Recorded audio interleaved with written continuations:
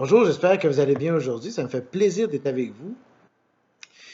Aujourd'hui, je voulais vous parler du fait que comment qu'on vit avec les épreuves. Le Seigneur m'a mis ça à cœur aujourd'hui.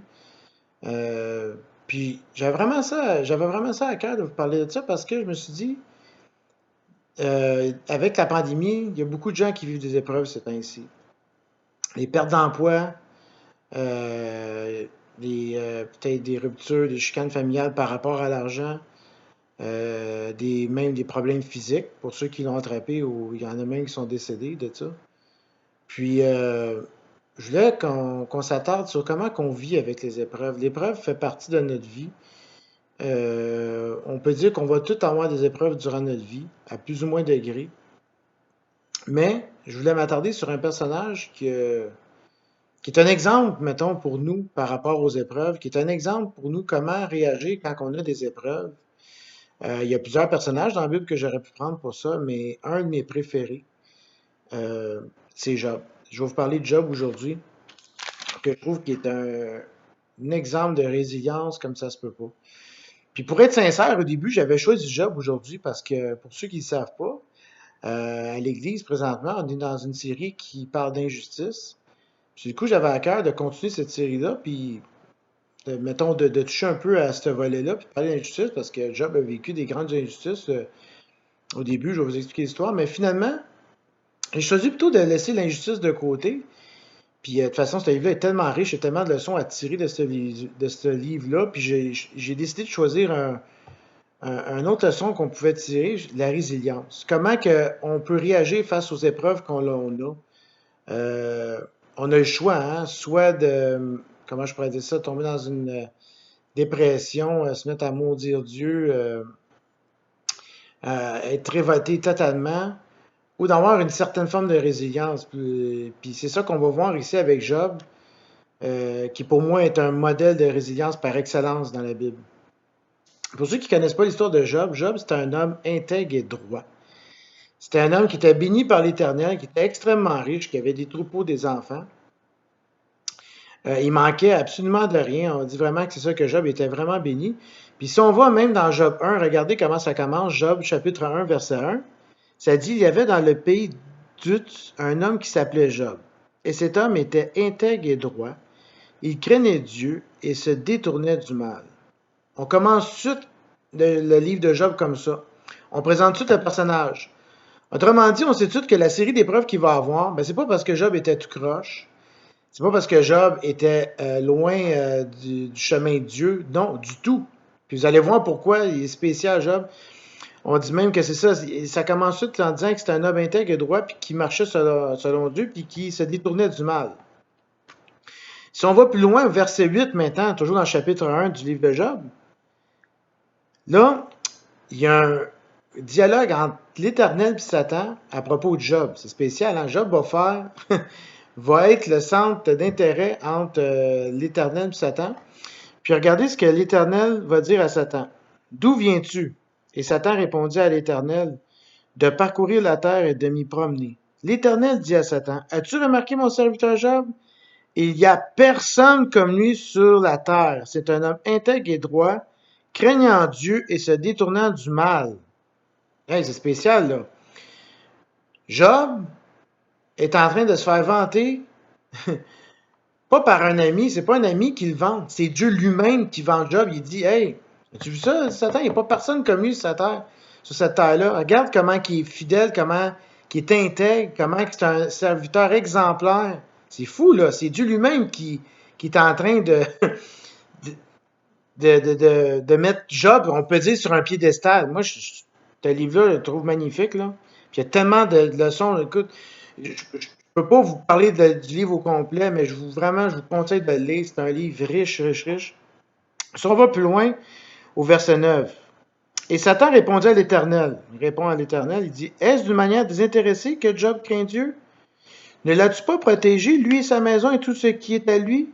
Tu as béni l'œuvre de ses mains et ses troupeaux couvrent le pays. Autrement dit, Satan est en train de dire à Dieu, ben, c'est sûr que c'est un bon serviteur, c'est sûr qu'il t'aime, il a tout pour lui, tu l'as protégé, tu l'as béni, il est riche, il est en santé, il a tout ce qu'il faut. Il n'y a pas d'épreuve. Fait que c'est facile quand on n'a pas d'épreuve de t'aimer. C'est pour ça qu'il t'aime. Tu l'as béni, puis il n'y a aucune épreuve qui est à son égard. Fait que, tu sais, c'est quand même, il met Dieu au défi, là. Regardez la réponse. Et si on continue le verset 11. Mais étends ta main, touche à tout ce qui lui appartient, et je suis sûr qu'il te maudit en face. C'est tout un défi. Il est en train de dire, comme je l'ai dit, touche à ses affaires, là. Montre que, tu sais, commence par éliminer une coupe d'affaires qu'il y a, puis tu vois que ton serviteur Job, là, il va pas mal moins t'aimer peut-être, là. Il va peut-être même te renier. Regardez ce que l'Éternel répond à Satan au verset 12. L'Éternel dit à Satan, voici tout ce qui lui appartient, je te le livre, seulement ne porte pas la main sur lui. J'arrête ça là. Comme je vous dis, ce livre-là est tellement riche, je vous conseille de le lire, là. À un moment donné, il y a un bout même plus loin que c'est Dieu qui parle à Job, puis en tout cas, c'est tellement riche. Mais pour la leçon d'aujourd'hui, pour la pause d'aujourd'hui, on va arrêter ça là. Puis là, c'est là qu'elle est après le verset que je viens de lire, verset 12. Quand il dit, dans le fond, il dit à Satan, OK, vas-y, je te laisse tout, là, mais atteins pas sa vie, par exemple. Je veux pas que tu touches à sa vie, mais le reste, fais ce que tu veux. C'est fou, là. Il donne la permission au diable de, vas-y, tu veux me mettre à l'épreuve, ben tu vois que Job, comment il va réagir. C'est là qu'on peut s'arrêter un instant, juste avant que je continue, puis que je vous énumère les différentes épreuves qu'il y a eu un peu. Souvent, on peut avoir des épreuves dans nos vies, puis on peut dire, Seigneur, c'est quoi j'ai fait pour ça? Ou on peut avoir l'impression qu'on a péché pour ça, ou qu'on a peut-être fait quelque chose que Dieu n'a pas aimé, puis que là, Dieu déverse sa colère sur nous, puis non, pas nécessairement. On voit ici que Job, c'est un homme intègre et droit. C'est pas mentionné dans la Bible qu'il a commencé à avoir des épreuves parce qu'il s'est éloigné de Dieu ou qu'il a fait des choses pas correctes. Bien au contraire. Ça a toujours été un homme intègre et droit. Mais il y a eu une série d'épreuves quand même qui se sont abattues dans sa vie, puis pas n'importe quelle épreuve. Regardez bien ça. Il a commencé par perdre ses troupeaux. Il y avait des nombreux troupeaux. Il les a tous perdus. Il a perdu ses enfants. Ses enfants, là. C'est toute une épreuve, ça, là. Moi, je suis père de famille, là, puis tous ceux qui ont des enfants, là, vous savez, là, perdre ses enfants, c'est la plus grosse épreuve qu'il n'y a pas, là. Ça te jette à terre, là. Puis en plus, il a perdu, c'est ça, ses enfants. Puis en plus, il a commencé à souffrir physiquement. Il y avait une espèce de grosse lèpre, pas une lèpre, mais excusez, une espèce d'ulcère qui couvrait de la tête aux pieds. Il était malade, il souffrait physiquement. Il y avait tout, là. Il y avait la totale, là. Il aurait pu le renier, Dieu, là. Ben des fois, il y a même des gens autour de lui qui disaient, tu vois pas, maudit Dieu, tu vois pas que c'est à cause de lui. Puis non, lui, il a gardé le cap. Est-ce qu'il y a eu des moments de bas? Bien sûr. Est-ce qu'il y a eu des moments de questionnement? Bien sûr, si vous lisez Job, vous allez voir. Mais il n'a jamais maudit Dieu. Puis ça, c'est qu'est-ce qui fait que Job, pour moi, est un personnage extrêmement spécial dans la Bible, comme beaucoup d'autres d'ailleurs. Puis on parle souvent d'Abraham à raison, comme quoi qu'il était un modèle de foi quand il était prêt à sacrifier son fils, puis finalement, on connaît l'histoire à la fin, qu'il y a un ange qui est intervenu, puis il dit non, porte pas la main sur ton fils, c'était pour voir si t'allais, Dieu voulait voir si t'étais pour le faire, puis il a vu que tu avais foi en lui, puis finalement, il l'a pas fait. On connaît l'histoire d'Abraham, mais on parle souvent d'Abraham, mais Job aussi, c'est toute une histoire. Puis avec tout ce qu'il y a eu, il n'a pas maudit Dieu, il a gardé, il a été fidèle à Dieu. Puis là, moi, c'est là que c'est comme Seigneur m'avait mis ça sur mon cœur. Je dis, wow. Des fois, nous autres, on vit des petites épreuves, là, puis là, moi, le premier, là. Puis des fois, on peut comme lancer la serviette tout de suite à Dieu, puis tu sais, sans le maudire, aller jusque-là, mais tu sais, comme être plus froid, le délaisser, moins prier, être fâché contre lui carrément. Puis des épreuves, genre le 20e de qu'est-ce que Job a eu, là. Puis, puis je pensais à ça avec la COVID, tu sais, on sort de cette pandémie-là, on n'est pas sorti encore au complet, mais tranquillement, c'est en train de reprendre son cours, puis il y en a, comme je vous dis, qui ont été plus affectés que d'autres par la COVID, puis loin de moi de minimiser ça, au contraire, là. C'est pas une pause ou un message pour minimiser les impacts que la COVID a eu sur des gens, bien au contraire, c'est pour vous encourager. Autrement dit, c'est qu'on a eu le choix de réagir contre l'adversité de deux manières. Soit qu'on maudit Dieu, puis qu'on se révolte, puis qu'on se fâche, mais ça ne réglera pas la situation. Ou soit qu'on reste dans la prière, soit qu'on continue à prier, puis qu'on demande à Dieu de venir nous... Puis ça, c'est surnaturel, mais ça prend le Saint-Esprit. Mais il faut demander à Dieu, Seigneur, viens, éclaire-moi. Je ne sais pas où ce que tu vas venir avec cette épreuve-là, mais éclaire-moi. Puis, amène-moi à la place où ce que tu veux que j'aille, mais fais que je reste ferme dans la foi. Fais pas que je m'éloigne de toi. Ça va pas régler le problème, bien au contraire, ça va probablement l'empirer. Puis, qu'est-ce qui est spécial dans Job? C'est comme je vous dis, c'est qu'il a gardé son intégrité jusqu'au bout. Puis, à la fin, si vous lisez Job au complet, ça finit bien. Parce qu'à la fin, Dieu va tout lui ordonner ce qui a été pris. Puis, même mieux, ça dit que Job a eu les plus beaux enfants. Ils vont avoir d'autres enfants, puis que c'est les plus beaux de la contrée. Qui vont avoir doublé ses richesses. Déjà, il était très riche, Job, avant qu'il perde tout, mais là, il va être encore plus riche qu'il était auparavant. Autrement dit, Dieu va le récompenser du fait qu'il est resté intègre, du fait qu'il est resté droit, du fait qu'il est resté un homme de Dieu malgré toutes ces épreuves-là. Puis ça, je trouve que le livre de Job, c'est vraiment une leçon pour nous, puis moi le premier. Là. Quand que les malheurs s'abattent sur nos vies, tout ça, restons droits, restons intègres, restons axés sur Jésus, restons centrés sur Jésus. Puis je veux pas que ce soit des paroles creuses là, cet après-midi. Là. Je veux pas, tu sais, dire des paroles chrétiennes toutes faites. Là, puis je suis pas en train de minimiser les choses qui peuvent arriver à des gens. Bien au contraire. Ça a de l'importance, les pertes d'emploi, ça a de l'importance, les problèmes économiques, ça a de l'importance, les problèmes de santé. Puis on a le droit d'avoir des hauts et des bas, on a le droit de questionner Dieu, on a le droit d'avoir nos moments de questionnement, de réflexion. Mais faut pas que ça devienne une excuse pour renier Dieu puis le rejeter, ou bien au contraire.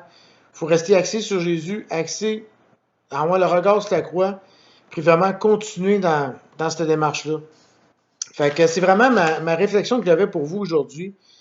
Job, un personnage qui nous parle beaucoup de par sa résilience. Puis j'espère que ça peut vous encourager si vous avez des moments difficiles. Puis je m'encourage moi-même en parlant de ça parce que j'ai eu des moments difficiles moi aussi dans ma vie. Puis je sais que je vais en avoir encore des fois, mais restons axés sur Jésus, restons axés sur Dieu. Puis si vous voulez bien, je vais finir par un mot de prière. Oui, Seigneur Dieu, merci pour toute... Seigneur, merci pour ta parole. Seigneur, ta parole est tellement parfaite. Ta parole, Seigneur, est de l'Ancien au Nouveau Testament. Seigneur, ta parole est vivante. Puis tu nous montres, Seigneur, des choses qui sont extraordinaires, Seigneur. Aujourd'hui, on avait le récit de Job. Puis je te prie que ça puisse nous encourager, nous, Seigneur, les chrétiens, quand on vit des épreuves, quand on ne comprend pas toujours, Seigneur, pour quelles raisons on vit ces épreuves-là, Seigneur, mais qu'on ne te mette pas à te renier, mais qu'au contraire, Seigneur, qu'on puisse être toujours en toi, toujours axé sur toi, Seigneur, puis toujours venir au pied de ta croix tous les jours, Seigneur, malgré les épreuves, Seigneur. Seigneur, tu as donné, mais tu peux tout reprendre, Seigneur, puis les raisons t'appartiennent, Seigneur, mais que notre adoration, Seigneur, ne cesse pas, que notre louange ne cesse pas seulement, Seigneur, malgré ça, mais qu'on puisse continuer à te louer, à t'adorer, à te proclamer haut et fort que tu es Dieu, Seigneur, puis à que tu nous donnes la paix dans notre cœur malgré les épreuves qu'on peut avoir dans nos vies, Seigneur. Merci pour tout. Merci pour ta parole, comme je l'ai mentionné. Merci, Seigneur, parce que, Seigneur, ta parole est vivante, puis les personnages, les personnes qui sont dedans, Seigneur, nous amènent tellement de leçons, tellement d'éclaircissements, Seigneur, sur ta personne, sur qui tu es, Seigneur, puis merci d'avoir libre accès à cette parole à tous les jours. En ton beau nom que je te prie, Seigneur Jésus. Amen. Sur ça, ben, je vous souhaite une belle après-midi. Peut-être qu'on va se revoir durant d'autres pauses, ça va me faire plaisir.